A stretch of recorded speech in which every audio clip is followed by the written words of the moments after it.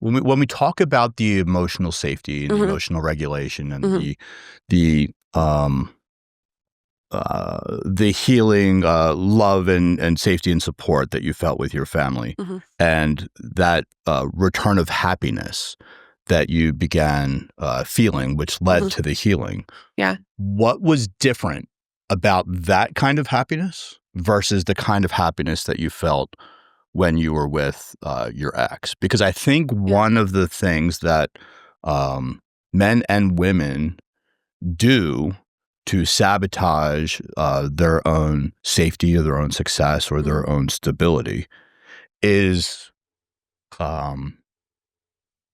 much like we were talking about with the lottery winner and the amputee having a bad day or a great day, and then a return to the baseline. Our baseline of normalcy can shift over time. It's almost like the lobster in the water that's slowly being boiled over time. It just each degree raise in temperature it's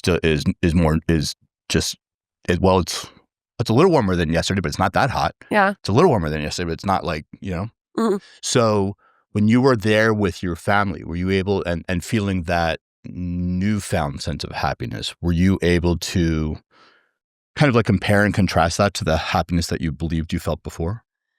Yeah. I mean, the happiness before was so much excitement. But happiness those are two different emotions. Yeah, those are two different emotions. Right? Yeah. What was it about the excitement that you confused as happiness? Because I can imagine that living with your family wasn't all that exciting. But it was safe. Yeah, it was safe. Right? Yeah, it was safe. I mean, one big difference between the two, and I don't know if happiness is the right word, as much as love, with my family, I didn't have to perform to get the love. It wasn't transactional. Yeah. With the other, one of the things I just loved so much on your Instagram that I saw was letting a woman say no. And I was never allowed to say no about anything. So that's like that constant, he'll love me, he'll only love me if I say yes. Like he needs this to be happy. He needs this to feel love. He needs this to feel important to me. If I say no, he won't feel loved or important to me. And I mean, he told me that. So, with my family, my mom always just would look me straight in the eye and be like, all I care about is that you're happy. And what do you need to be happy? And my sister too. And so, when someone cares about your emotional needs and you don't have to meet an expectation or earn a place at that table, then you feel safe and loved. I completely agree. I think in order for any of us to really feel secure, there is a safety is ultimately a feeling, right? But security is a state of being. So you can feel safe and not be secure, and you can be secure and not feel safe, right? A mother holding a child, right? The child feels safe, but a mother's love is not enough to keep that child protected from the evils of the world. A small child tucked in bed at night may be secure, but doesn't feel safe if they think there's a monster in the closet. Yeah. Right. So we need to both feel safe and be secure in order for us to be protected. And I think one of the things that happens as we get older is we start to conflate that security is only being physical, when actually it's physical, emotional, and financial. Yeah. Right? Because how much of the stress that you were feeling was because you couldn't get the rent on time, right? And then if he wasn't getting the rent on time, it was because he was out doing all these other things. Yes. And there's this rigmarole of this roller coaster of he's saying one thing but then not doing another, and Oh, that is another big one. You want to talk about safety? Yeah. Or, when someone's words and actions don't align. That, Actions always speak louder than words. yeah, Yeah. I'm a big don't tell me, show me. yeah. Right. But then there's also, what kind of reframing around like boundaries did you begin to experience?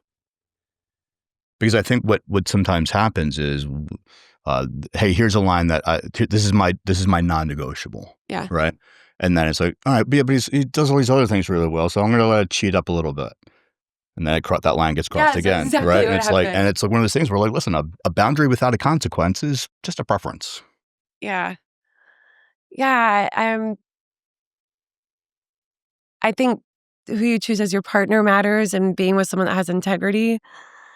Um, this is something I'm working on now. Yeah, I mean, because as I'm listening to your story, it sounds like with each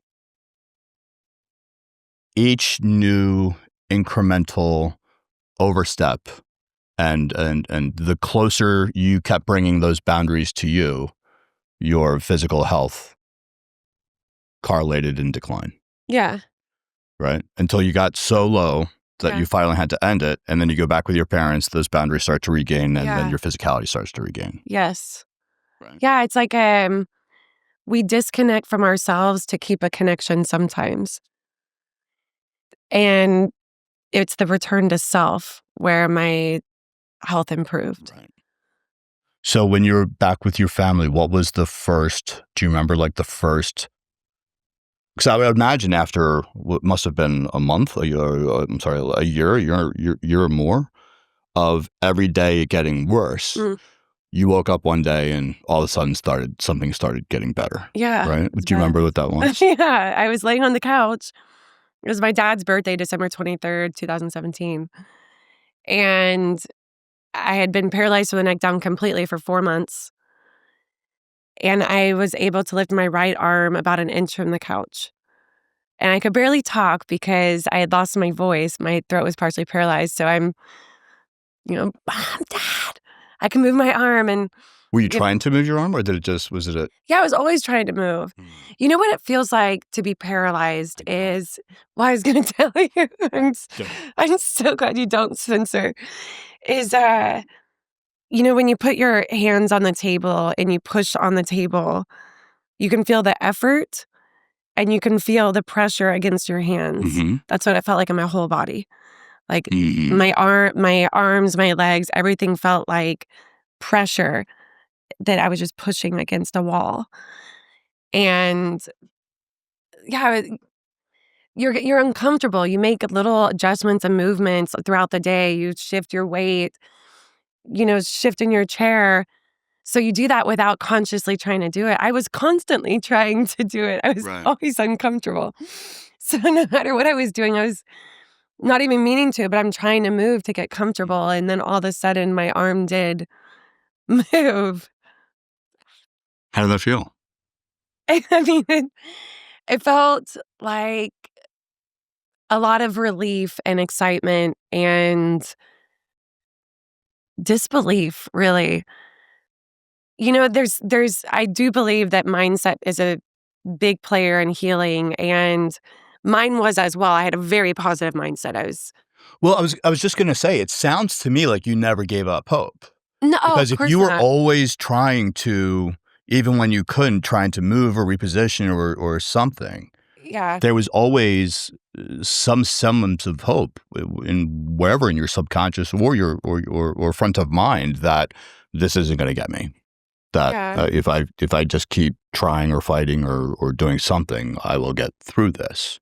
And then you finally have that, little bit of biofeedback. Yes. That must have been amazing. Yeah, sometimes you just need that one good day or that one thing that you can really grab onto to get you through your dark night of the soul or get back on your feet, for lack of a better